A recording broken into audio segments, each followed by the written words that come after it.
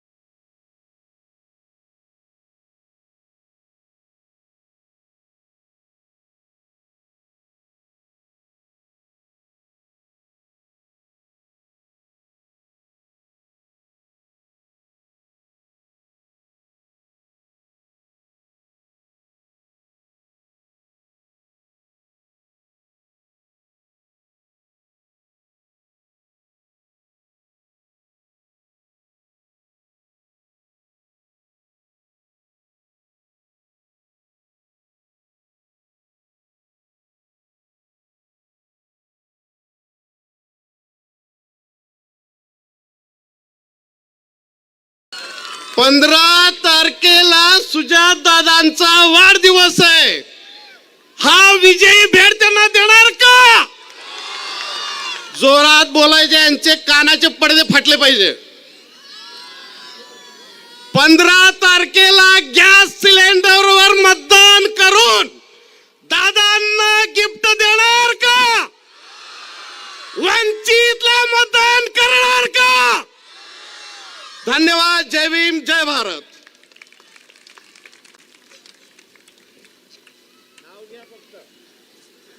यानंतर अरुण आबा जाधव यांना विनंती करतो की त्यांनी या ठिकाणी आपले विचार व्यक्त करायचे.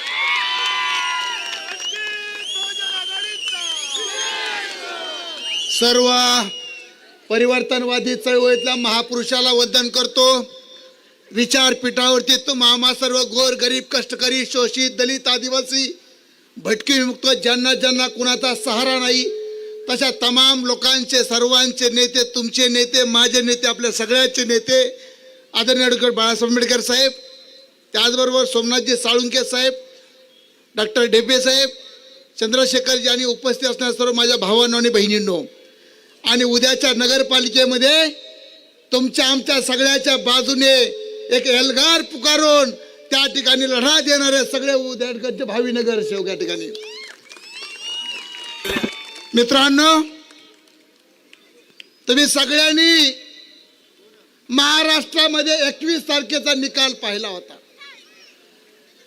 21 तारखेला पूर्ण महाराष्ट्रामध्ये एक निकाल लागला होता नगरपालिकेचा. त्या नगरपालिकेच्या निकालामध्ये महाराष्ट्रामध्ये वंचित बहुजन आघाडीचे 12:30 वाजता सगळ्या पक्षाच्या अगोदर, भाजपच्या अगोदर, काँग्रेसच्या अगोदर, राष्ट्रवादीच्या अगोदर कोण निवडून आलं होतं? जोरात सांगा कोण? आदरणीय बाळासाहेब आंबेडकरांचे 2 सैनिक या ठिकाणी संगीताताई भालेराव ताई उठून जय भीम करा. आई आहे लाकूड तोडणाऱ्या माणसाची बायको आणि मी आहे कोल्हाटी समाजातल्या नाचणीचा मुलगा. मित्रांनो, महाराष्ट्रामध्ये असा कोणता पक्ष आहे, कोणता पक्ष आहे त्याचं नाव सांगा. इथं वायद्याला नगरसेवक करणारा, इथं वाड्याला नगरसेवक करणारा, इथं पारद्याला नगरसेवक करणारा, इथल्या साळ्याला, माळ्याला, नाव्याला, सुताराला, परटाला, ज्याला आयुष्यभर कधी त्याच्या घरावरती गुलाल नाही पडला, इथल्या श्रीमंताच्या घरावर गुलाल पाहायचा आणि घरी येऊन झोपायचं, इथल्या वड्याच्या, कायकड्याच्या, कोल्हाट्याच्या, तिरमल्याच्या, डवऱ्याच्या, गोसाव्याच्या, इथल्या भिलाच्या, पारद्याच्या घरावर कधी गुलाल पडलेला तुम्ही पाहिला का? नाही. मी गेली 35 वर्ष झालं साहेबांच्या सोबत काम करतो. साहेबांनी उमेदवारी दिली आणि महाराष्ट्रामध्ये पहिला निकाल लागला. ही गोष्ट लक्षात ठेवा. त्याच्यामुळं सगळ्या महाराष्ट्रामध्ये जरा सगळ्याला मुंगळे लागलेत. आता म्हणले बाळासाहेबाच्या नादी नका लावू का तुम्हाला मर्यायचा गोळा उठला का रे? नको म्हणलं ते पारद्याला नगरसेवक करते, ज्याला बापाचं नाव सांगता येत नाही त्याला नगरसेवक करते. इथल्या वड्याला, तिरमल्याला, पारद्याला ज्या वायदाचं गेले अनेक आयुष्य कष्ट करण्यामध्ये गेलं, भीक मागण्यात गेलं, त्या वायदाच्या पोराला नगरसेवक करते म्हणून त्यांच्या नादी लागू नका म्हणले. तसंच सोलापूरमध्ये सुद्धा झटका होणार आहे, काळजी करू नका. साळुंखे सर, असा बॉम्ब फुटणार आहे इथं, तुम्ही काळजी करू नका. पुढाऱ्यांनो, जरा काळजीपूर्वक ह्या सभेकडे बघा. ही सभा अशी तशी नाहीये. साहेब येऊन बसलेत आणि साहेबांनी चावी फिरवली. काँग्रेस आणि राष्ट्रवादी तर काहीच काळजी करू नका. कशात जमाय मी सांगणार नाही ती गोष्ट या ठिकाणी. अरे 35 वर्ष सोलापूरमध्ये कुणाची सत्ता होतीये? गेले 7 वर्ष सत्ता कुणाची आहे? नव्याने वंचित बहुजन आघाडी ताकदीने या ठिकाणी साळुंखे सर आणि चंद्रशेखर त्यांनी मडखांबे आणि ढेपे सरांच्या नेतृत्वाखाली ठिकाणी लढतेत. बॉस, मी तुम्हाला 8 वर्षापूर्वी ओळखलं होतं, पण तुमचं आमच्यावर प्रेमच झालं नाही. आम्ही लय लाईन मारली तुमच्यावरती. आमची खूप इच्छा असायची साहेबांसोबत यावा, पण उशिरा का व्हायना लाईन पटली आणि तुम्ही आमच्या सोबत आला. बरोबर आहे? अरे लाईन तरी कुणावर मारायची? बघा, एक कोल्हाट्याचं पोरग केलं का नाही साहेबांना नगरसेवक? हा, कोणाच्या विरोधामध्ये? राज्याचे सभापती मान्य राम शिंदे साहेब. दुसरा नातू शरद पवारांचे स्वप्न साफ केला जामखेड मध्ये या ठिकाणी. त्याला बी ताकद लागते आहे. लय पैसे घातले गाड्यांनी मला पाडायला. सगळे आले तरी चालते, पण म्हणले ही पोरग नाही आलं पाहिजे. डायरेक्ट कनेक्शन आहे ना राजघराशी आमचं, मध्ये कुणी दलालच नाहीये. हा, डायरेक्ट कनेक्शन आहे. याला हात लावलं की तिकडे करंट बसतो म्हणले. साहेबांनी सांगितलं, साहेबांना नंतर माहित झालं की अरुण निवडून आला. इतकी मोठी ताकद, एवढी मोठी शक्ती आज आपल्या सगळ्याच्या पुढे. माझ्या सगळ्या भावांना आणि बहिणींना विनंती आहे, एकदा होऊन जाऊन द्या सोलापुरामध्ये. या नगरपालिकेमध्ये, महानगरपालिकेमध्ये पाण्याचा प्रश्न, लाईटचा प्रश्न, उद्योगाचा प्रश्न, अनेक प्रश्न आहेत. या प्रश्नाला 12 रोगाला एकच औषध. कोणचं? मोठ्याने सांगा ना त्याला का. जरा वर हात करून सांगा ना, जरा 2 हात वर करा ना, जरा जोरात बोला ना. वंचित बहुजन आघाडी आणि त्याची खून काय? गॅसची टाकी. एकदा फुटली रे फुटली. तिथल्या आमदारांना खासदार म्हणे ही गॅस टाकी तशी नाही, मोकळी नाही, भरलेली आहे. हा, भरलेली टाकी आहे. या टाकीचं जर वरचं वायसर निघलं तर काँग्रेसला आणि राष्ट्रवादीला माझी विनंती आहे, तुम्हाला पळायला जागा पुरायची नाही.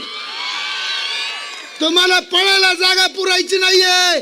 एवढी ताकद तमाम इथल्या बाराबलुते, इथल्या तमाम भटके आदिवासी, ओबीसी, अल्पसंख्याक महाराष्ट्रामध्ये आदरणीय बाळासाहेब आंबेडकरांच्या पाठीमागे खंबीरपणे उभा आहेत.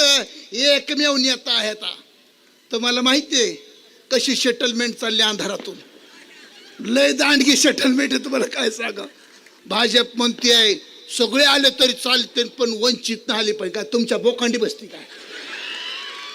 सगळे आले तरी चालते, म्हणजे राष्ट्रवादी आले तरी चालते, बाण आला तरी चालन, झडळ आलं तरी चालन, हातपंजा आलं तरी चालन, पण म्हणले गॅस टाकी नको. का रे? त्यांना माहिती आहे साहेबांचं औषध कसं आहे ती. तुमच्या बापाला भेट नाहीत लकार गाड्यांनो. हा, एकमेव आवाज आहे पूर्ण महाराष्ट्रामध्ये. तमाम इथल्या बहुजनांना, अल्पसंख्याकांना न्याय देणार आहे. ते एकमेव नाव आहे, एकमेव घराणं आहे. ते म्हणजे आदरणीय बाळासाहेब आंबेडकरांचं घराणं. सगळ्यांनी एक ताकदीने उभं राहायचंय आणि उद्या जायचंय. कुठं जायचंय? जोरात सांगा. महानगरपालिकेत जायचंय. सावंत साहेब लय जोरात झालं तुमचं. आईची शपथ लय जोरात झालं.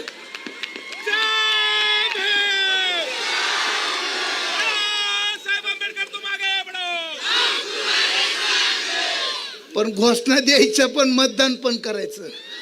हा, नाही तर आईची शपथ लय धिंगाणा होतं बरं का. 14 हा, रात्रीतून खेळ होतो. लय जादूच्या कांड्या फिरत्यात. इकडून आला आणि तिकडे गेला आणि तिकडून आला इकडं. आदरणीय बाळासाहेब आंबेडकरांना एक मोठे गिफ्ट द्यायचे. आपल्या वंचित बहुजनाला मोठे गिफ्ट द्यायचे. या महानगरपालिकेमध्ये वंचित बहुजन आघाडीचे नगरसेवक देऊन सगळ्या प्रस्थापिताला एकच दणका द्यायचा आहे आणि भरपूर नगरसेवक निवडून द्यायचे. एवढीच विनंती करतो आणि थांबतो. जाता जाता 2 घोषणा देतो. मला घोषणा द्यायचं लय नाद आहे. तुमचे लग्न झालेत का? नाही ना? मग तुम्हाला होणाऱ्या बायकोची शपथ आहे. ज्यांचं झालं त्यांना काय नाही.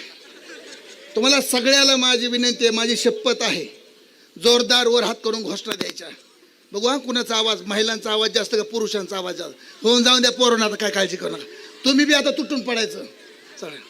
वंचित बहुजन आघाडीचा मावशी तू हात वर करत नाही का? काढी काय तू? असं नाही व्हायचं. हा, तुम लढून हम कपडे सांभाळते. हा, मग काय खरं नाही आपलं. आपलं तर गाडाच फिरणार आहे. मग नाही तर आपल्या आतमध्ये जायचं. महानगरपालिकेमध्ये मला ते गाणं आठवतं, हितू नगदीचं गडद चांद्याची गतीचं. हितू नगदीचं गडद चांद्याची गतीचं, माझ्या आंबाची गादी 1.25 हात उच. तसं मला इथून काय दिसतंय, महानगरपालिकेची खुर्ची. काय दिसतीये, काय दिसतीये, काय दिसतीये? जरा जोरात घोषणा द्यायची. वंचित बहुजन आघाडीचा. अजून थोडा आवाज वाढवा ना, वाड्यावर गेला पाहिजे, वाड्यावर. रातभर जागे राहायला पाहिजे. किमान 12 लिटर चहा पिले, पण 12 लिटर. सगळ्या ध्यान सभेकडे सगळ्यांचं. पोलीस पण सांगते ना, आता साहेब काय खरं नाही तुमचं काँग्रेसला. भाजपला पहिला दणका द्या, पहिला सुरून त्याच्या खाली गॅस टाकी लावणार द्या. मी आता होऊन जाऊन द्या, काय व्हायचं ते आता. वंचित बहुजन आघाडीचा. पत्रकार साहेब तुम्ही हातवर केला तर जमन ना, आमच्या जीवाला बरं वाटत ना. तर तुम्ही सगळ्यांसाठी करता, आमच्यासाठी पण करा. गपचिक करा, गपचिक करा. वंचित बहुजन आघाडीचा, वंचित बहुजन आघाडीचा. मी म्हणे येऊन येऊन येणार कोण, तुम्हाला गॅस टाकीशिवाय आहेच कोण. दुसऱ्याचं नाव घ्यायचं ना, लक्षात ठेवा. हा, येऊन येऊन येणार कोण. पांढऱ्यावरले दादा तुम्ही आमचे येत नाही का काय? फितुरी फितुरी नाही काय? लय घुसखोर असते, आम्हाला लय भीती वाटते त्याची. वर हात करा जरा. येऊन येऊन येणार कोण, येऊन येऊन येणार कोण. धन्यवाद. मी जसा गुलाल घेऊन आलो तसाच गुलाल घेण्यासाठी परत मी सोलापुरात येईल. धन्यवाद. जय हिंद. आदरणीय साळुंके सर.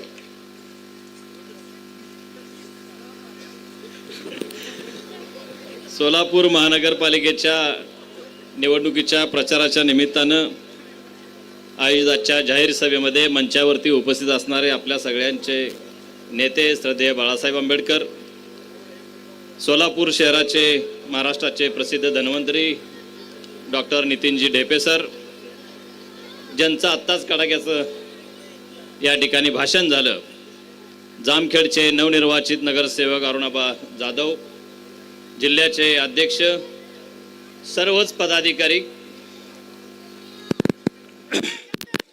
आज पहिल्यांदा भाषण करण्यापेक्षा भाषण ऐकत असावं असं वाटत होतं. एवढी चांगली भाषणं मी टीव्हीवरती दीपक देशपांडेचं भाषण एक ऐकलं होतं. त्याच्यानंतर आजचे हे भाषणं बघून सोलापूरची खरी भाषणं आज या सभेमध्ये आम्हाला बघायला मिळाली. या सोलापूरचं गणित काही कळत नाही. मी गेले 4-5 वर्ष सोलापूरमध्ये येतोय. ज्यावेळी पहिल्यांदा सोलापूरमध्ये आलो त्यावेळी इथल्या पदाधिकाऱ्यांनी एका चौकामध्ये नेलं. त्या चौकामध्ये एक 8-10 खांब उभे केलेत, काहीतरी नक्षी तयार केले, काहीतरी बांधकाम केलंय. मी म्हणलं पुतळे बघितले बरेच, हे काय आहे? तर ते पदाधिकाऱ्याने सांगितलं की ही स्मार्ट सिटी आहे. मी म्हणलं बहुतेक मोदींनी संपूर्ण सोलापूरचं केंद्र त्या चौकात तयार केलं असेल. मी विचारलं, एखादा पेशंट आजारी असल्यावर दवाखान्यात जातो का इथं येतो? ते म्हणले दवाखान्यात जातो. मग त्या पेशंटला ह्या खांबाचा काय उपयोग आहे का? या खांबाचा काय उपयोग नाही. एखाद्या बेरोजगाराला रोजगार या खांबाने मिळतो का? रोजगार या खांबाने मिळत नाही. एखाद्या पोराला ऍडमिशन या चौकात मिळतं का? ऍडमिशन पण या चौकात मिळत नाही. मग जे खांब उभं करून जे उभं केलंय ते स्मार्ट सिटी कशासाठी म्हणलं जातंय? तर ते म्हणलं ते फक्त देखावा आहे स्मार्ट सिटीचा, नावाला स्मार्ट सिटी आहे, बाकी कसल्या पद्धतीचा स्मार्ट सोलापूरमध्ये इथल्या पदाधिकाऱ्यांनी ठेवलेला नाही. फक्त नावाला स्मार्ट सिटी म्हणून सोलापूरची गिनती केली जाते. सुविधा कुठल्याही पद्धतीच्या सोलापूरमध्ये दिल्या गेल्या नाहीत. हे पहिल्यांदा आम्हाला बघायला मिळालं.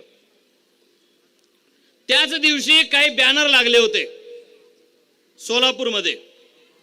बऱ्याच बॅनरवरती मालक, ह्यो मालक, त्यो मालक असं काहीतरी लिहिलं होतं. म्हणलं हा काय प्रकार आहे? मालक महाराष्ट्रामध्ये सामाजिक न्यायाची जोपासना करणारं, सामाजिक समानतेची जोपासना करणारं, आंबेडकर चळवळीचं केंद्र म्हणून आम्ही सोलापूरकडे बघतो. या सोलापूरमध्ये काही लोकांना मालक म्हणलं जातं, आणि मग काही लोकांना आपोआपच नोकर म्हणलं जातं. हा काय प्रकार आहे? हे प्रश्न सोलापूरमध्ये आम्हाला सुटत नाहीत. अरे एकीकडे सामाजिक न्यायाची भाषा करायची, सामाजिक समानता बोलायची, आणि मग कुणाला तरी मालक म्हणायचं आणि कुणाला तरी नोकर म्हणायचं. ही कुठली लोकशाही सोलापूरमध्ये चालते? आणि हे किती दिवस चालणार आहे? जोपर्यंत आंबेडकरी विचाराचे, खऱ्या आंबेडकरी विचाराचे वंचित बहुजन आघाडीचे प्रतिनिधी या सोलापूरच्या महानगरपालिकेमध्ये जाणार नाहीत, तोपर्यंत असा हा खेळखोंडाबा सोलापूरमध्ये चालत राहणार आहे. आणि हा खेळखोंडाबा जर चालू ठेवायचा नसेल तर सोलापूर शहरातल्या तमाम नागरिकाला मला आवाहन करायचं आहे की आता वंचित बहुजन आघाडीचे प्रतिनिधी सोलापूरच्या महानगरपालिकेमध्ये पाठवावे लागतील, तरच हा खेळखोंडाबा थांबेल. आणि खऱ्या अर्थाने बाबासाहेबांनी शिकवलेली समानता, खऱ्या अर्थाने बाबासाहेबांनी दिलेलं संविधान या सोलापूरमध्ये लागू करण्यासाठी वंचित बहुजन आघाडीला मला निवडून द्यावं लागेल. बऱ्याच जणांनी उल्लेख केला की रवी बॉस. काही दिवसापूर्वी रवी बॉसचा फोन आला मला. जिल्हाध्यक्षांनी फोन जोडून दिला आणि बॉस मला म्हणले की मला वंचित बहुजन आघाडीमध्ये बाळासाहेबांच्या बरोबर काम करायचं आहे. जसे ते दोन प्रश्न सुटले, हे एक प्रश्न मला सुटेना. बॉसना म्हणलं तुमच्या सोलापूरचे सगळेच डॉन त्या भाजपकडे चालले, तर तुम्ही भाजपकडे इकडे काय यायला लागलाय? बॉसने मला तो व्हिडिओ पाठवून दिला. ज्या अमित शहानी बाबासाहेबांच्या बद्दल अपशब्द वापरले, ज्या भाजपच्या नेत्यांनी अपशब्द वापरले, त्यांच्यावरती कडाडून टीका करणारा व्हिडिओ मला बॉसने पाठवला. आणि तो व्हिडिओ बघितला. सत्तेला लाथ मारून आंबेडकरी चळवळीचा, आंबेडकरी विचाराचा जोपासना करणारा नेता रवी बॉस वंचित बहुजन आघाडीमध्ये प्रवेश करतो. बॉसना घेऊन ज्यावेळी साहेबांच्याकडे गेलो त्यावेळी बॉसने मला सांगितलं, मला फक्त जबाबदारी द्या. यावेळी सोलापूरच्या महानगरपालिकेमध्ये वंचित बहुजन आघाडीचा झेंडा फडकवल्याशिवाय राहणार नाही. आणि गेल्या 2-3 सभांच्या माध्यमातून आजच्या या समुदायाचा उत्स्फूर्त प्रतिसाद बघितल्यानंतर मला नक्कीच खात्री पटते की वंचित बहुजन आघाडीचा झेंडा या सोलापूरच्या महानगरपालिकेमध्ये फडकल्याशिवाय राहणार नाही. मित्रांनो, 2-3 गोष्टीसाठी वंचित बहुजन आघाडीला मतदान करायचं आहे. सोलापूर शहराचा विकास करायचा आहे, वंचित बहुजन आघाडीशिवाय पर्याय नाही. कारण हे सगळे टगे, हे सगळे निरक्षर लोकप्रतिनिधी ह्या प्रस्तावित पक्षामध्ये बसलेत. यांना सोलापूरच्या विकासाचं काही घेणं देणं नाही. यांना स्वतःच्या विकासाचं घेणं देणं आहे. यांना स्वतःचं टेंडर, स्वतःच्या संस्था आणि स्वतःवरती कारवाई नको म्हणून या सत्ताधाऱ्यांच्या पाठीशी जाऊन ते उभे राहिलेत.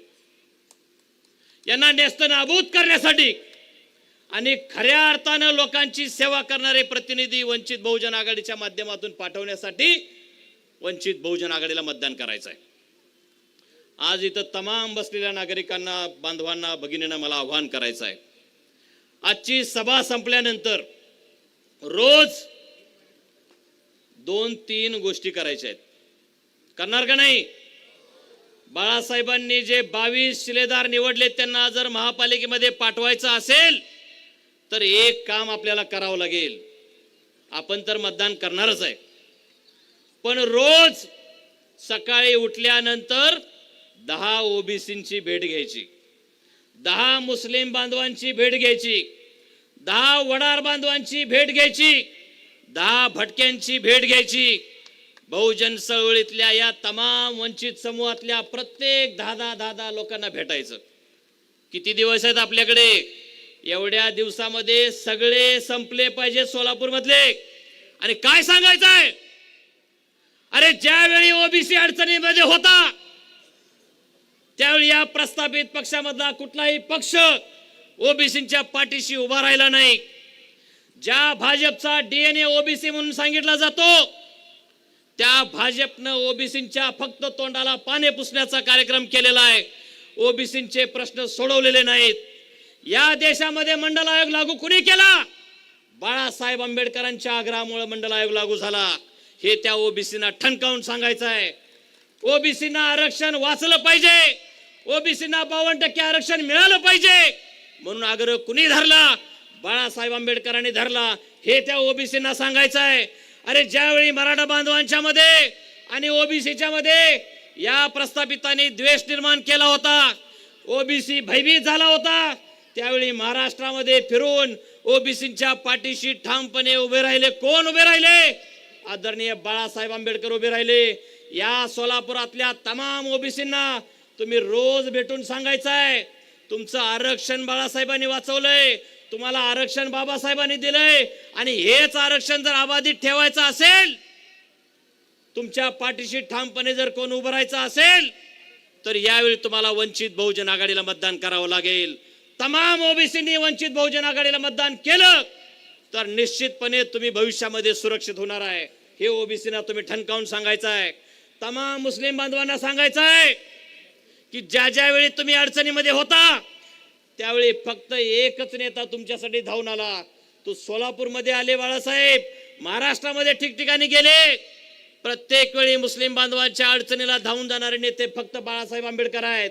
म्हणून तमाम मुस्लिम बांधवांना मला सांगायचं आहे, तुमचा कोणताही हक्काचा पक्ष राहिलेला नाही, फक्त वंचित बहुजन आघाडी तुमच्या हक्काचा पक्ष आहे.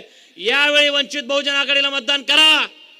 तुम्हाला यातून पुढे अडचणीच्या वेळी, संकट काळी कुठे कुणाच्या दारामध्ये उभे राहण्याची गरज नाही. बाळासाहेब आंबेडकर तुमच्या पाठीशी ठामपणे कायमस्वरूपी उभे राहणार आहेत.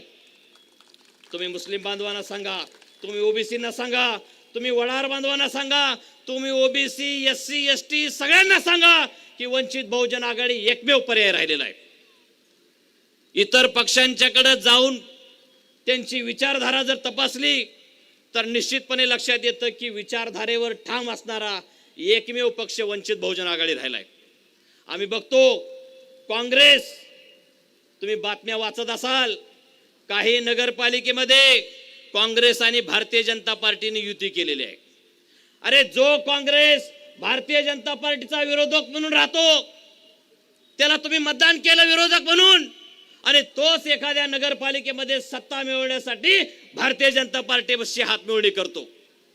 या सोलापूरमध्ये मुस्लिम बांधवांना भुरळ घालणारा एक पक्ष आला, MIM, की ज्या MIM न भारतीय जनता पार्टीला विरोध करण्याचं नाटक केलं. अकोट तालुका, अकोला जिल्ह्यामधली घटना तुम्ही वाचली असेल. MIM आणि भारतीय जनता पार्टीनं नगरपालिकेतल्या सत्तेसाठी युती केलेली आहे. अरे कसला भारतीय जनता पार्टीला विरोध? तुम्ही सत्ता मिळवण्यासाठी भारतीय जनता पार्टीच्या गळ्यामध्ये गळे घालता. हे MIM, हे काँग्रेस, हे कुणीही तुमचे विरोधक राहिलेले नाहीत, भारतीय जनता पार्टीचे विरोधक राहिलेले नाहीत. या महाराष्ट्रामध्ये भारतीय जनता पार्टीला जर खऱ्या अर्थानं विरोधक कोण असेल तर तो फक्त वंचित बहुजन आघाडी आहे. आणि वंचित बहुजन आघाडीचे शिलेदार कुठल्याही किती रुपयाच्या स्टॅम्प पेपरवर तुम्ही लिहून देतो, तुम्ही निवडून द्या, ते कधीही इथल्या सत्ताधारी प्रस्थापित या भारतीय जनता पार्टीच्या विचारसरणीच्या पक्षांच्या पंक्तीमध्ये जाऊन बसणार नाहीत. आंबेडकरी चळवळीचा खऱ्या अर्थानं वारसा जोपासणारी वंचित बहुजन आघाडी आहे. पुन्हा एकदा तुम्हा सगळ्यांना आवाहन करतो की वंचित बहुजन आघाडीच्या सर्व शिलेदारांना गॅस टाकी समोरील बटन दाबून भरघोस मताने निवडून द्यावं. धन्यवाद. जय भीम. यानंतर आदरणीय डॉक्टर ढेपे सर.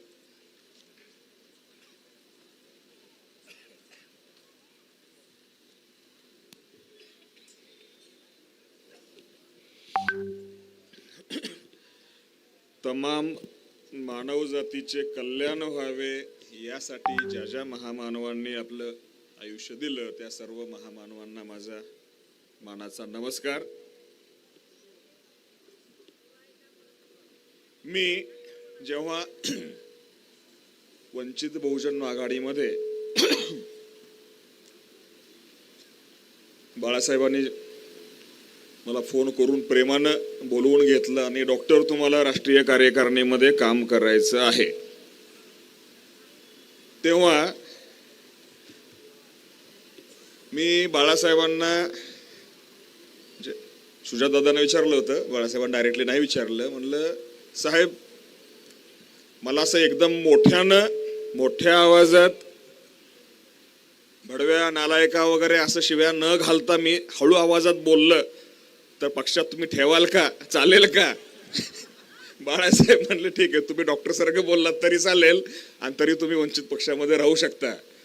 त्या आश्वासनावर म्हणजे मी परत वंचित बहुजन आघाडी पक्षामध्ये आलेलो आहे आणि डॉक्टर म्हणून जेवढं जमेल तेवढ्या मोठ्या भाषेमध्ये मी बोलायचा प्रयत्न करेन.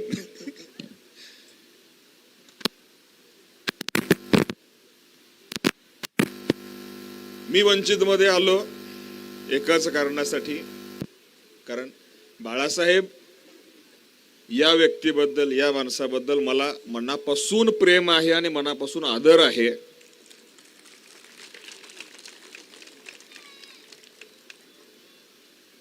मी MBBS MD शिकून देशात परदेशामध्ये बराच काळ वास्तव्य केलं तरी सुद्धा मी परत सांगतो आणखीन एकदा तुम्हाला की माझ्यासारख्या शिकलेल्या माणसाला या सध्याच्या राजकारणाकडे पाहिल्यानंतर आता तर अगदी प्रकर्षानं जाणवतं की शिकलेल्या माणसाला सुद्धा प्रेमानं आणि आदरानं म्हणावंसं वाटेल की बाबा हा माझा नेता आहे, असं नाव म्हणजे बाळासाहेब आंबेडकर.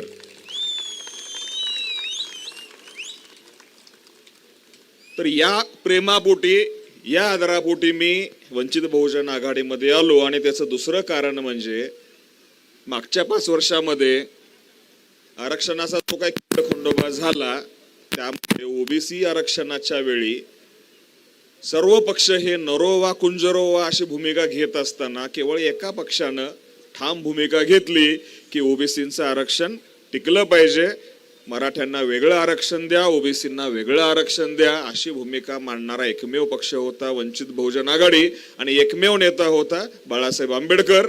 आणि तेव्हापासून मी बाळासाहेबांचा मनापासून फॅन झालो. आणि मी बाळासाहेबांना सांगू इच्छितो की ओबीसी समाज बोलत नाही, कारण बौद्ध समाज हा लढवय्या आहे, आवाज आहे, रस्त्यावर येतो, भांडतो, लढतो. ओबीसी समाजामध्ये ती हिंमत नाहीये.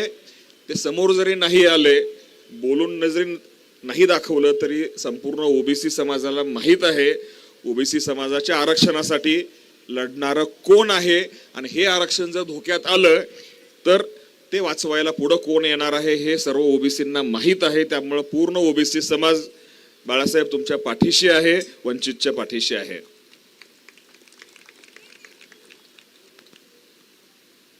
मागे बाळासाहेब जेव्हा आलेले होते तेव्हा कार्यकर्त्यांना संबोधित करताना त्यांनी सांगितलेलं होतं, बाळासाहेब तुम्हीच म्हणाला होतात की इथून पुढे फक्त 2 प्रकारच्या लोकांना चांगले दिवस आहेत.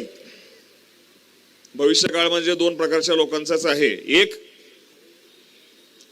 मनोवादी लोक जे अन्याय करत आलेले आहेत आणि जे अन्याय अजूनही करत आहेत, आणि दुसरे या अन्यायाला विरोध करणारे आंबेडकरवादी, शाहू फुले आंबेडकरवादी, असे 2 लोक याच्या पुढे ठामपणे शिल्लक राहणार आहेत. आणि तुम्ही बघताय की आता हे अन्याय करणारे तर ते राहणारच आहेत, ती प्रवृत्ती म्हणजे संपणार नाहीये. पण जे आदले मधले जे होते पक्ष फुटले, 2 तुकडे झाले, 4 तुकडे झाले, त्यांची शिवसेना खुर्द झाली, शिवसेना बुद्रुक झाली, राष्ट्रवादी झाली, बिनराष्ट्रवादी झाली, त्यांना राष्ट्र नाही उरलं, इकडं गेले तिकडं गेले, विरोधात आले, सत्तेत आले, सर्व तमाशा माकड उड्या त्यांनी मारल्या. पण जागेवर ठाम राहिलेला, विचारावर ठाम राहिलेला, आपल्या भूमिकेवर ठाम राहिलेला केवळ एकमेव पक्ष आहे, तो म्हणजे आपला वंचित बहुजन आघाडी. त्यामुळे भविष्यामध्ये या मनोवादी विचाराला विरोध करण्याची जर कुणाची ताकद असेल, नैतिक ताकद असेल, ते केवळ वंचित बहुजन आघाडीची आहे. आणि ही लढाई इथून पुढं अधिक तीव्र होत जाणार आहे. मी 2-3 उदाहरणं देतो. मनोवाद्यांनी या वंचित आणि दलितांवर जे काय अन्याय अत्याचार करण्याची जी पद्धत आहे ती पद्धत बदलली नाही, फक्त त्याचा टोन बदलत गेलेला आहे. एकेकाळी काय म्हणायचे, घरात नाही पीठ आणि यांना पाहिजे विद्यापीठ.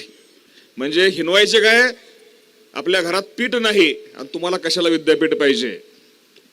आपण ते मनावर नाही घेतलं. आपल्या बापाने, बाबासाहेबांनी जो आपल्याला हक्क दिला शिकण्याचा, त्या शिकण्यासाठी आपण लढलो, शिकलो. या शिकण्यासाठी जी संविधानामध्ये, घटनेमध्ये तरतूद केलेली होती स्कॉलरशिपची, मागच्या वर्षीची घटना की या सामाजिक न्याय विभागाचा निधी जो स्कॉलरशिपसाठी वापरला जातो, घरकुलासाठी वापरला जातो, 7,000 कोटीचा निधी पळवला. का? तर त्यांना आपल्या घरामध्ये पीठ सुद्धा आलेलं नकोय, शिक्षण तर लांबच राहिलं, आपली मुलं शिकली नाही पाहिजेत.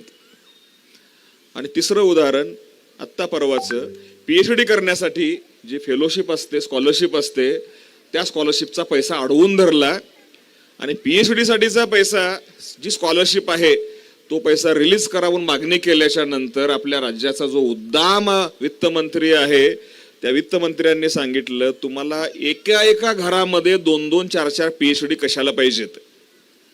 म्हणजे तुमच्या घरात पीठ नाही, इथून ते हिनवतायत. तुम्ही डिग्री घेतली तरी ते हिनवतायत आणि तुम्ही PhD केली तरी हिनवतायत. एक लक्षात घ्या, इतक्या वर्षामध्ये आम्ही घरात पीठ नव्हतं, निरक्षर होतो, प्राथमिक शिकलो, डिग्री शिकलो, आता PhD घरात 4-4 व्हायला लागलेले आहेत. आमचा स्तर वाढला, परंतु हे प्रस्थापित आणि मनोवादी आहेत, त्यांची मनस्थिती नाही बदलली, त्यांचा स्तर नाही बदलला, ते अजूनही त्याच अन्याय करण्याच्या मानसिकतेमध्ये आहेत. त्यामुळे अन्याय करणारे त्याच जागी आहेत, ते अन्याय करत राहणार आहेत. आणि या अन्यायाला विरोध करणारा केवळ आणि केवळ एकच पक्ष, एकच स्तंभ उरलेला आहे, तो म्हणजे आंबेडकरवादी विचारांचा. त्यामुळं ही लढाई संपलेली नाहीये. आपण शिकलो नव्हतो तेव्हा सुद्धा आपल्याला अन्याय होता, आता PhD झालो तरी अन्याय आहे. PhDच्या पुढे आपण आणखीन जरी गेलो तरी या समोरच्या मनोवाद्यांची वृत्ती बदलणार नाहीये. त्यामुळे ही लढाई संपली नाही अजून. तर या वित्तमंत्र्याला मला एवढंच सांगायचंय की वित्तमंत्री साहेब, की आम्ही घरात पीठ नसताना विद्यापीठ मिळवलं, आम्ही डिग्र्या मिळवल्या आणि PhD मिळवली.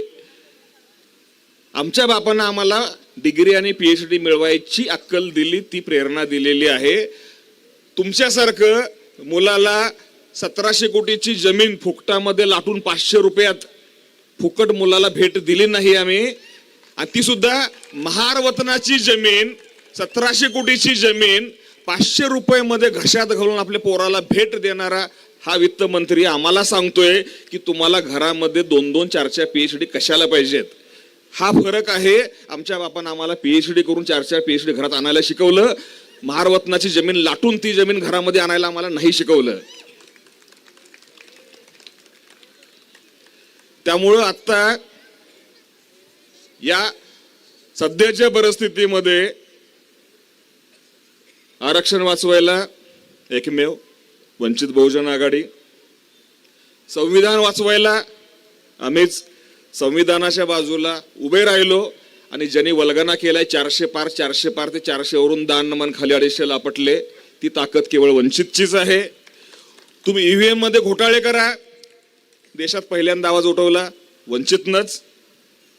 मुस्लिमांच्यावर अन्याय सुरू झाले, ज्या काँग्रेसनं इतकी वर्ष त्यांना वापरून घेतलं मुस्लिमांना, त्या मुस्लिमांनी लक्षात ठेवावं, त्यांना संरक्षण द्यायला पुढं कोण आलं? वंचित बहुजन आघाडीच. त्यामुळे सर्वांना हे कळून चुकलेलं आहे की आतापर्यंत आपण, ही सोलापूरची महापालिकाच नाही, हे राज्य आणि हे देश, हा देश आपण नालायक लोकांच्या हातामध्ये दिलेला आहे. आणि मी या स्टेजवरून कान पकडून माफी मागतो की मागच्या 10, 15, 20 वर्षामध्ये आपण नालायक लोकांच्या हाती सत्ता दिलेली आहे. आपली चूक झालेली आहे, आपण मान्य करू, आपली चूक झालेली आहे. आणि ती चूक जर दुरुस्त करायची असेल तर ती वेळ आत्ता. आणि सुरुवात कुठून करायची आहे? सुरुवात आपल्याला करायची आहे ती चूक दुरुस्त करण्याची. त्यामुळे या स्टेजवरून मी आवाहन करतो, बाळासाहेब सोलापूरवाल्यांच्याकडून आम्हाला आमची खूप मोठी चूक झाली. इथून आम्ही एक नाही 2-2 केंद्रीय मंत्री दिले, त्यांनी काहीही या जिल्ह्यासाठी केलं नाही, सोलापूर शहरासाठी केलं नाही आणि या समाजासाठी तर त्यांनी काहीच केलं नाही. 2-2 मंत्री आम्ही निवडून दिले केंद्रामध्ये, त्या 2ही मंत्र्यांनी काहीही केलेलं नाही. आम्हाला आमची चूक कळलेली आहे. त्यामुळं जर प्रगती झाली असेल मागच्या 15 वर्षामध्ये सोलापूरची, तर 10 दिवसातून जे पाणी येत होतं ते 5-6 दिवसामध्ये यायला लागलं. एवढीच प्रगती केली आणि 15 वर्षामध्ये. यापेक्षा अधिक प्रगती करण्याची यांची लायकीच नव्हती आणि यांची लायकी नाहीये. त्यामुळे सोलापूरवाल्यांच्या वतीनं मी माफी मागतो आणि सांगतो आमची चूक झालेली आहे. बाळासाहेब तुम्ही परत या. 29च्या लोकसभा निवडणुकीमध्ये सोलापूर जिल्ह्यातून बाळासाहेबांनी लढावं.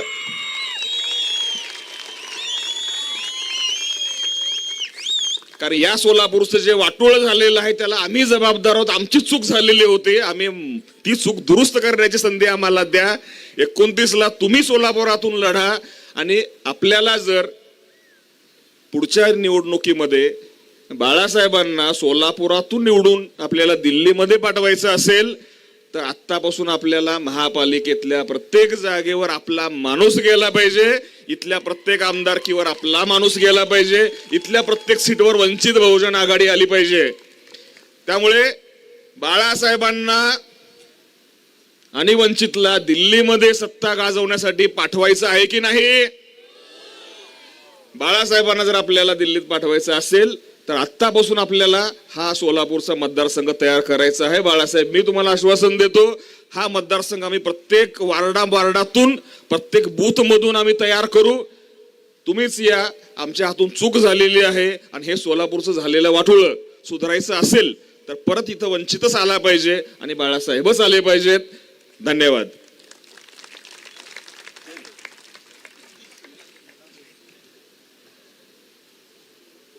वंचित बहुजन आघाडीच्या प्रभावामुळे, वंचित बहुजन आघाडीच्या विचारामुळे धनगर समाजातील सुरेश पांडुरंग काळे, काळेबाग, आकाश संजय वडमिले, अक्षय लक्ष्मण आठवले, पत्रकार आकाश संजय वडमिले हे वंचित बहुजन आघाडीमध्ये धनगर समाजाचे बांधव या ठिकाणी प्रवेश घेत आहेत.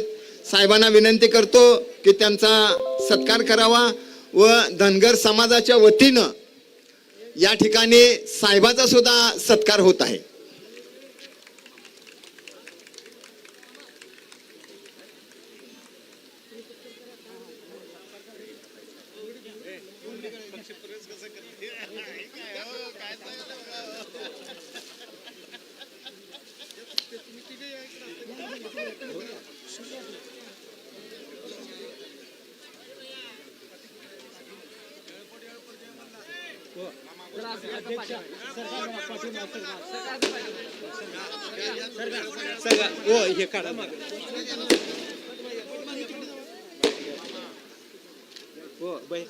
साईडला हा सर हात लावू नका सर असं पसरा थोडा असं. वंचित बहुजन आघाडीचा विजय असो. साहेब आंबेडकर तुम आगे बढ़ो. हम तुम्हारे साथ है. साहेब आंबेडकर तुम आगे बढ़ो. वंचित बहुजन आघाडीचा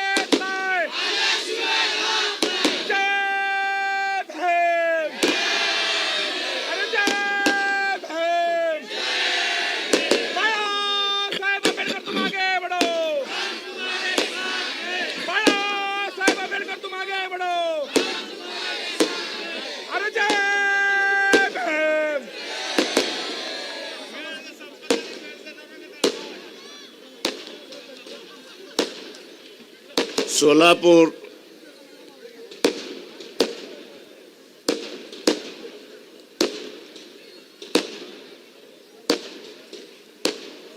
शहराचे असणारे जिल्ह्याचे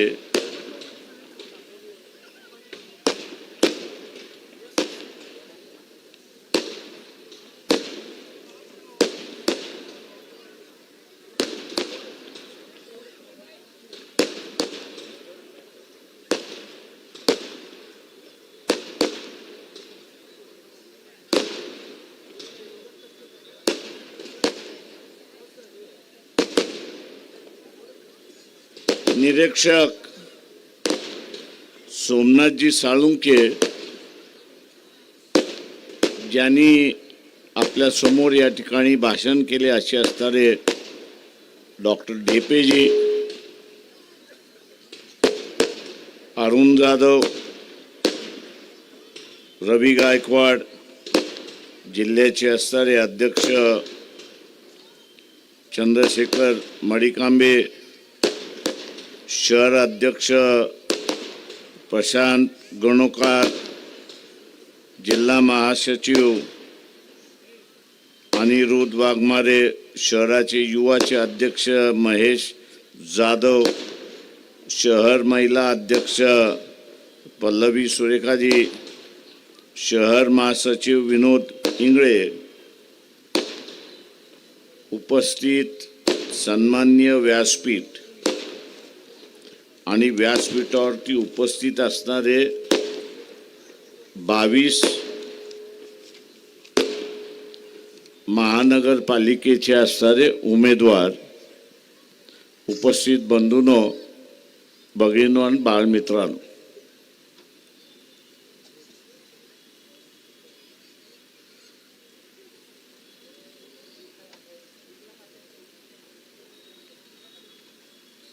या कालावधीमध्ये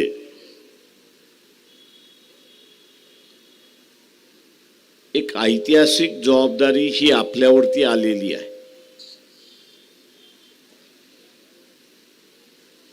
आणि ती ऐतिहासिक जबाबदारी म्हणजे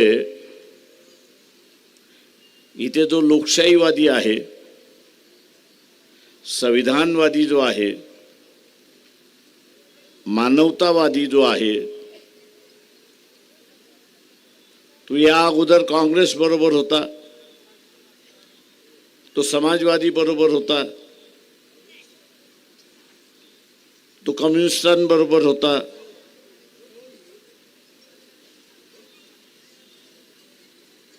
आज सगळं हतबल झाले. धर्माच्या नावाखाली हतबल झालेला आहे.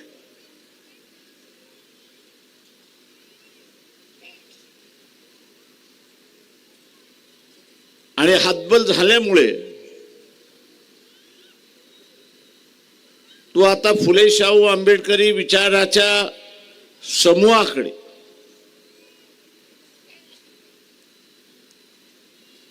एक आशा लावून बसलेला आहे, एक अपेक्षा बाळगतोय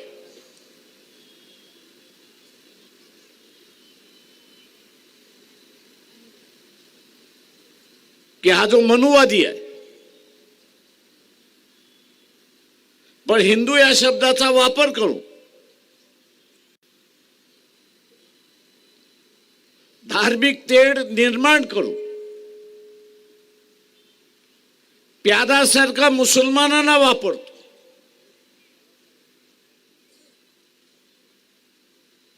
आणि डोकं भडकवण्याचं कामकाज करतोय.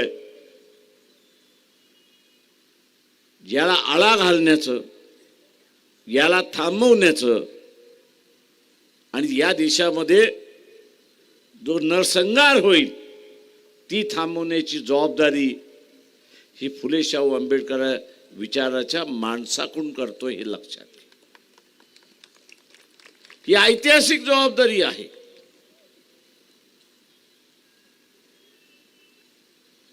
आणि ही ऐतिहासिक जबाबदारी आपल्याला पेलावीच लागेल.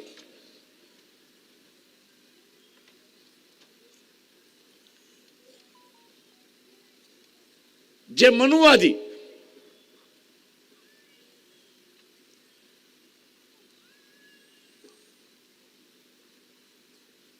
हिंदू या शब्दाचा वापर करतात.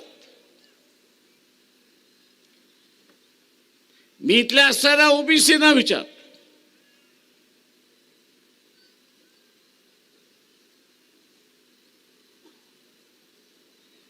की ते शंकराचार्याची 4 पीठं आहेत महत्वाची. आम्ही त्यावेळेस मागणी केली होती की बाबा महाराज सातारकर यांना असणारं एका पीठावरती बसवा. माझा आजही ओबीसी आव्हान आहे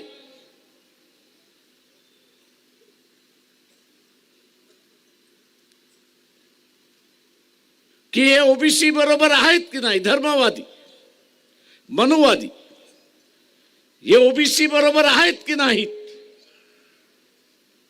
याचा तपास करायचा असेल, शोधायचा असेल तर आपण RSS ला म्हणावं. अनेक संत आहेत सध्या, अनेक कीर्तनकार आहेत, प्रवर्तनकार आहेत की ज्या शंकराचार्याच्या गादीवरती बसू शकतात. एकाला बसवा.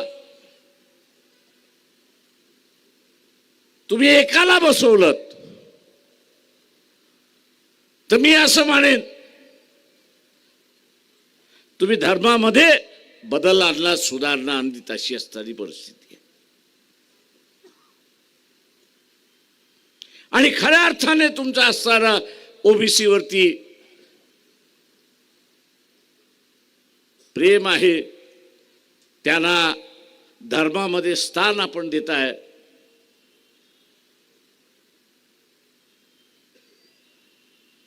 आणि ते स्थान जर दिलं नाही, शंकराचार्याचं स्थान दिलं नाही, तर ओबीसी ती खुणगाट बांधली पाहिजे की हे आपल्याला वापरतात. हे पुन्हा आपल्याला शूद्र करायला निघालेले आहेत. मी नेहमी असणारं एक उदाहरण देतो. शिवाजी महाराजांनी आलुतेदार बलुतेदार यांच्या हातामध्ये तलवार दिली आणि एक साम्राज्य उभं केलं. शिवाजी महाराज गेले, संभाजी महाराज गेले, पेशवाईचा कालखंड आला. पेशवाईने काय केले तर शिवाजी महाराजांनी दिलेली हातातली तलवार काढून घेतली आणि पुन्हा जातीचा व्यवसाय गळ्यामध्ये बांधला.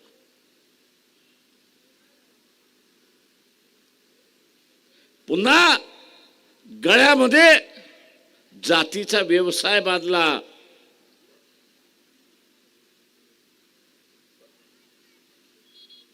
मित्रो,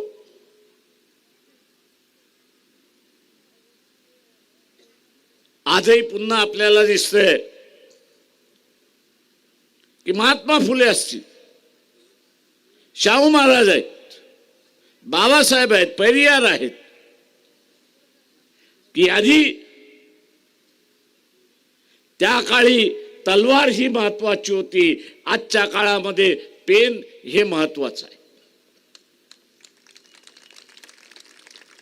शिवाजी महाराजांनी तलवार हातामध्ये दिली आणि या माणसाने आपल्याला पेन हातामध्ये दिलं.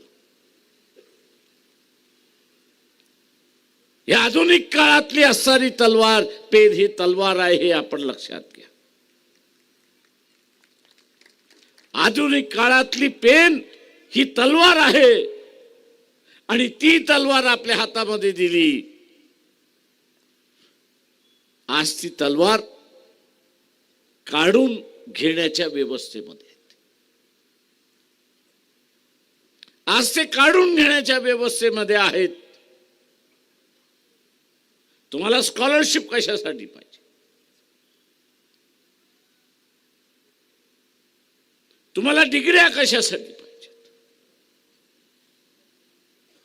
अशा रीतीचे असणारे प्रश्न विचारल्या जात आहेत. म्हणजे याचा अर्थ की तुम्ही शिकूच नाही.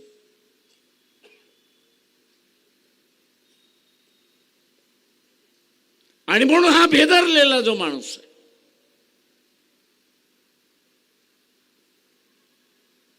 हा जो भेदरलेला माणूस आहे, तो आज फुले शाहू आंबेडकरी विचाराच्या माणसाकडे, समूहाकडे आशेने बघतोय की ज्या पद्धतीने महात्मा फुलेंनी असेल, शाहू महाराजांनी असेल, पेरियारनी असेल, बाबासाहेबांनी असेल, इथली मनुवादी व्यवस्था उद्ध्वस्त केली आणि लोकशाही आणि मानवतावादी व्यवस्था आणली, तिला टिकवण्यामध्ये हा पुढाकार घेईल ही त्याची अपेक्षा आहे.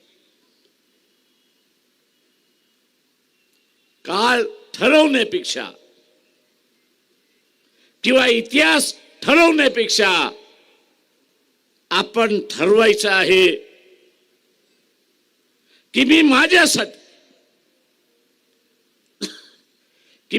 माझ्यासाठी आणि ज्यांची अपेक्षा आहे त्यांच्यासाठी लोकशाही आणि संविधान मी टिकवणार आहे, ही खुणगाठ मी बांधली पाहिजे. इथे प्रत्येक बसलेल्या माणसाने ठरवली पाहिजे. बांधली आहे का खुणगाठ? 100%. हा बदल सर्वात मोठा बदल आहे, हे लक्षात घ्या.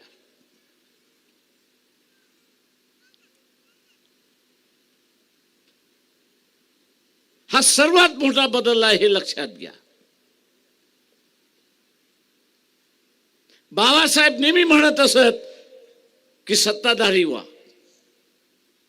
आणि आज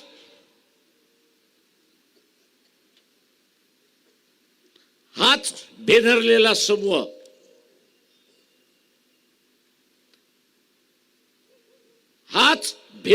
समूह आज असताना म्हणतोय की नेतृत्व घ्या. फुले शाहू आंबेडकरी विचाराच्या माणसाने नेतृत्व घ्या आणि या मनुवाद्याला कायमचं गाडून टाका.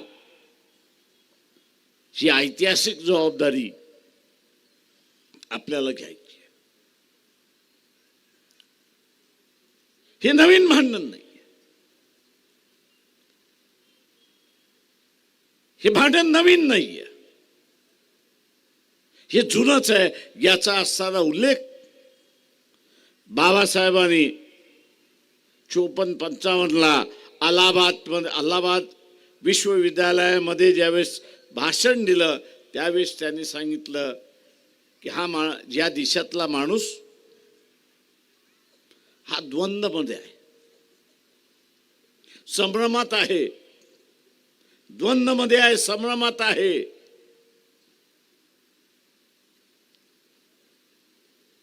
स्वातंत्र्यानंतर इथली असणारी राज्य व्यवस्था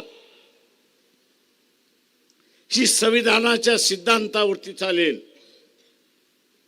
म्हणजे माणुसकीच्या सिद्धांतावरती चालेल, भाईचाऱ्याच्या व्यवस्थेवरती चालेल, बंधुत्वाच्या व्यवस्थेवरती चालेल आणि स्वातंत्र्याच्या विचारावरती चालेल.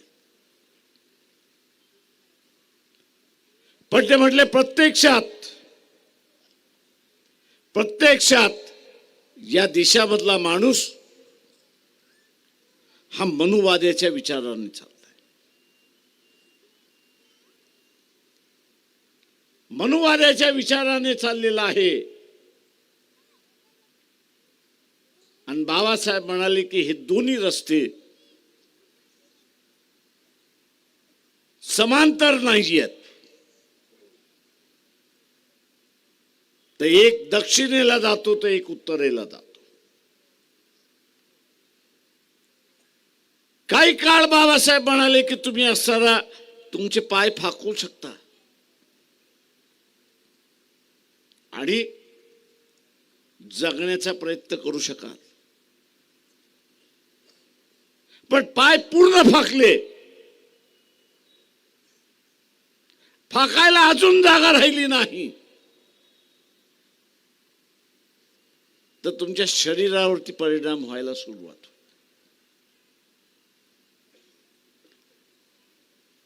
बाबासाहेबांचा सांगण्याचा मतितार्थ हा होता की या देशाच्या नागरिकाला एक दिवस असा येईल की या दोन मार्गापैकी एक मार्ग निवडावा लागेल. या दोन मार्गापैकी एक मार्ग निवडावा लागेल आणि तो निवडल्याशिवाय या देशामध्ये शांतता राहणार नाही हे लक्षात घ्या. आज मित्रो, आपण अशांतता बघतोय. आपण अशांतता बघतोय. इथं दंगल कधी होईल मग कळत नाही, नरसंहार कधी होईल हे कळत नाही, अशी असणारी परिस्थिती आहे.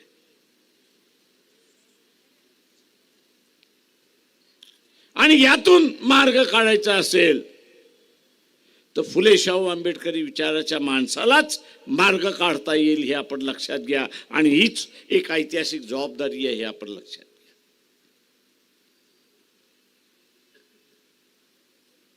सत्ता हे नुसतं टेंडर नाही, सत्ता हे विचाराचं केंद्र आहे हे लक्षात घ्या. सत्ता एक विचाराचं केंद्र आहे आणि त्याच विचाराची चर्चा पुढे जाते. आज सत्तेवरती कोण बसले तर मनुवादी सत्तेवरती बसलाय आणि म्हणून तो म्हणतोय की हे संविधान मी बदलणार. याचं कारण की ते मनुवादाच्या विरोधात आहे.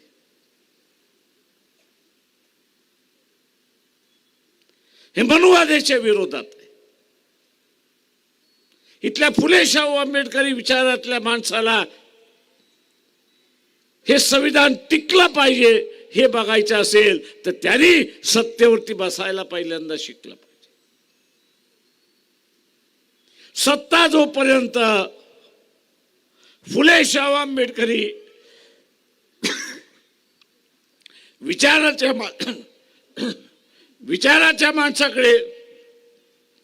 विचाराच्या माणसाकडे जोपर्यंत येत नाही तोपर्यंत आपण ना लोकशाही टिकू शकू ना इथलं असणारं संविधान टिकू शकू. ना इथलं लोकशाही टिकू शकू ना इथलं असणारं संविधान टिकू शकू.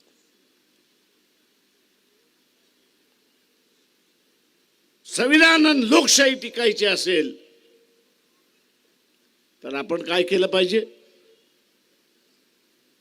काय केलं पाहिजे? काय केलं पाहिजे? सत्तेमध्ये जायचं असेल तर काय केलं पाहिजे?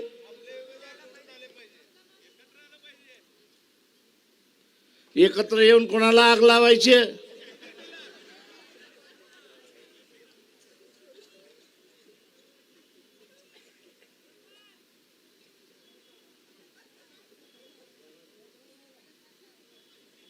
सुपारी घेऊन आलेलं आहे ते लक्षात घ्या.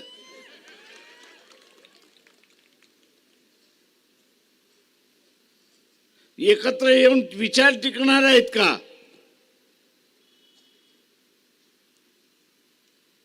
नाही.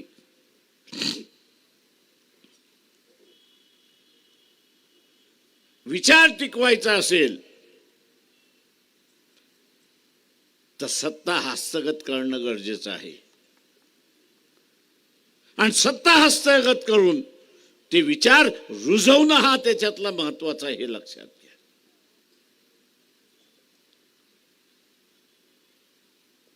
आता हा सत्ता हस्तगत करायचा असेल तर काय करावं लागेल? स्वतःचं नुसतं मतदान करून चालणार नाही. स्वतःचं मतदान करून त्या ठिकाणी नुसतं चालणार नाही तर आपल्या बरोबर 2 अधिक मतदान आपण आणलं पाहिजे. आपलं मतदान आणि 2 मतदान किती होतात?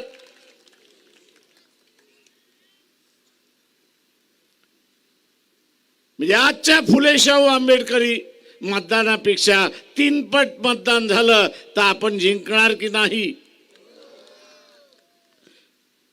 मग हे 2 मतं आणण्यासाठी फक्त उमेदवारांनीच काम करायचं का, की पक्षाच्या कार्यकर्त्यांनीच करायचं? हे जे निवडणुकीपासून आपण जे फारकत घेतो ना,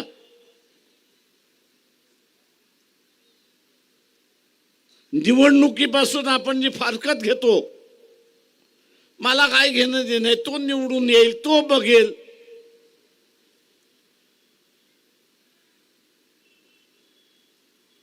हे जे आपल्याला पेरल्या जातात हे चुकीचं आहे, लक्षात घ्या. मी जर फुले शाहू आंबेडकरी विचाराचा आहे तर माझं हे कर्तव्य आहे की त्या विचाराचा माणूस हा सत्तेमध्ये बसला पाहिजे, आणि त्या विचाराचा माणूस सत्तेमध्ये बसायचा असेल तर मला प्रयत्न करणं गरजेचं आहे. उमेदवार प्रयत्न करेल, पक्ष प्रयत्न करेल, पण मी सुद्धा प्रयत्न करणार, ही खूणगाठ आपण त्या ठिकाणी बांधली पाहिजे.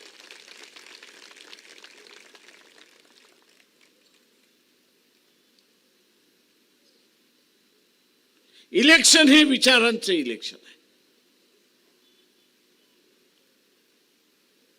इलेक्शन हे विचारांचं इलेक्शन आहे, आणि विचारांवरती आपण पगडा ठेवायचा असेल, हाबी व्हायचा असेल तर आपल्याला सत्ता हस्तगत करणं गरजेचं आहे.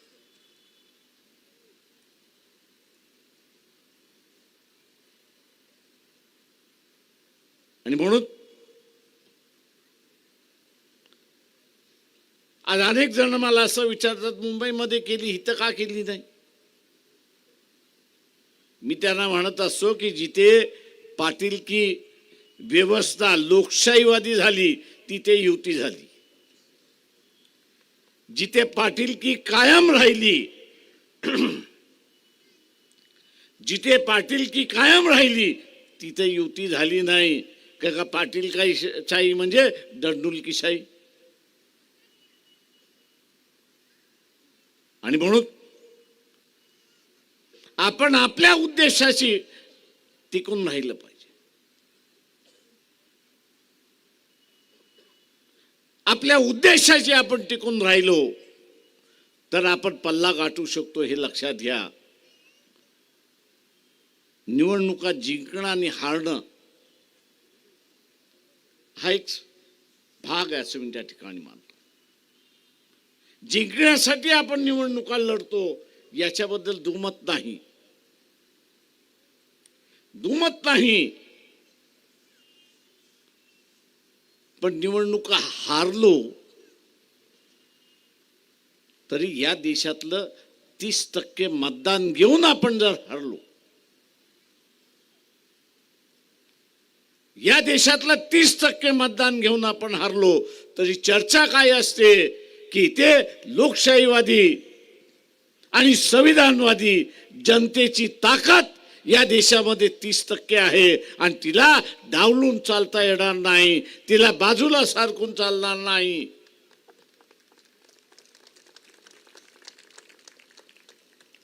आजची जी व्यवस्था संविधानवादी आणि लोकशाहीवादी जी आहे तिला आपण टिकून धरतो, हे लक्षात घ्या.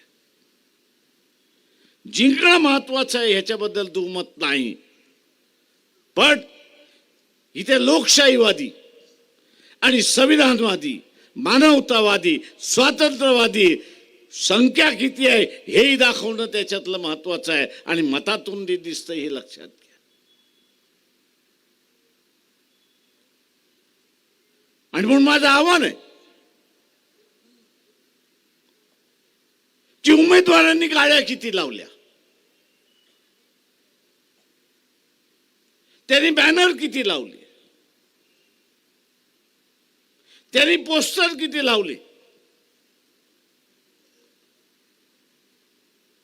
याच्यामध्ये आपण असा प्रचार बघत असतो. पण आपला विरोधक काय करत असतो? आपला विरोधक हा गल्लोगल्ली आणि घरोघरी फिरत असतो आणि मतदान काढण्याचा प्रयत्न करत असतो. तो काय उमेदवार नसतो, पण तो मनुवादी विचाराचा पायक आहे आणि ती झालं पाहिजे म्हणून तो करतो. चुकीचा असेल पण तो त्याच्या विचाराची प्रामाणिक आहे. आपल्याला सुद्धा उद्या फुले शाहू आंबेडकरी विचाराचा माणूस हा सत्तेमध्ये बसला पाहिजे, तर माझी जबाबदारी आहे की मी सुद्धा माझ्या गल्लीमध्ये, माझ्या वस्तीमध्ये माझ्या उमेदवाराचा, माझ्या पक्षाचा हा प्रचार मी केल्याशिवाय राहणार नाही, ही खूणगाठ इथल्या सगळ्यांनी मानली पाहिजे.